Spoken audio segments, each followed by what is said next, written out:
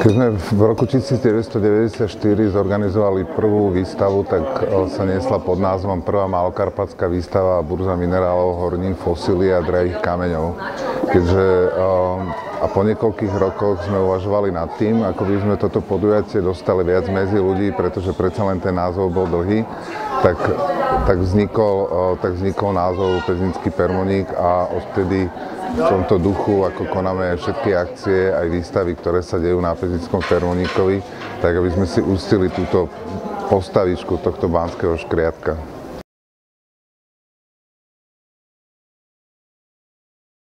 Záujem o minerály u mňa bol taký dlhodobý, dalo by sa povedať už od detstva, ale intenzitu to nabralo až vtedy, keď som sa prisťahoval do Pezinka a zistil som, že Pezinok je veľmi významné mesto s výskytom minerálov a odtedy ma to vlastne tak chytilo a zaujíma celá tá história baníctva, mineralógia, geológia. Takže profesne je mi to síce vzdialené, ale ako amatér sa tomu venujem už viac ako 25 rokov.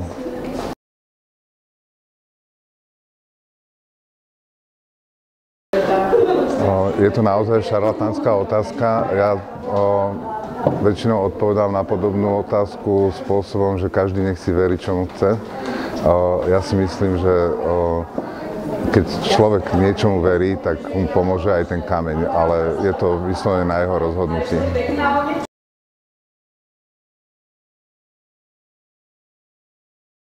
Obľúbených minerálov mám viacero. Jeden z takých naozaj srdcových je záhneda, potom samozrejme miestny vzácny minerál ako kermezit a potom neskonalé množstvo ďalších minerálov, predovšetkým slovenských a českých, pretože každý zberateľ sa venuje alebo špecializuje na nejaké kamene. Ja sa venujem českým a slovenským minerálom. V minulosti som mal viackrát vytvorenú zbierku vo vitrínkach a podobne a vždy sa nejakou okolnosťou stalo, že som o to prišiel, tak teraz zbieram kamene do krabíc a teším sa, že raz, keď budem mať priestor na to, že ich bude môcť vystaviť, tak ich vystavím. Ale zbieram ich preto, lebo samotné to hľadanie a objavovanie a ten zážitok pri tom hľadaní je jedinečný. Takže je to nielen tá krása toho kameňa, ale aj ten samotný zážitok pri hľadaní.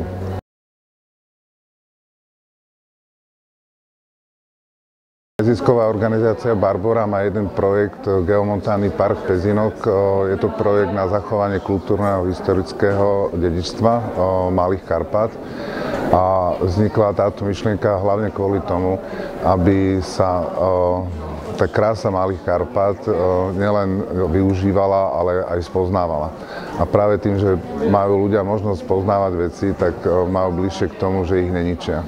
Takže si myslím, že práve tou popularizáciou geológie, baníctva a ostatných vecí máme možnosť aj tie veci chrániť. Takže si myslím, že prínos takéhoto projektu pre budúce generácie je v tom, že tie budúce generácie budú vedieť, že čo tu mali alebo čo tu majú a budú si to oveľa viac vážiť.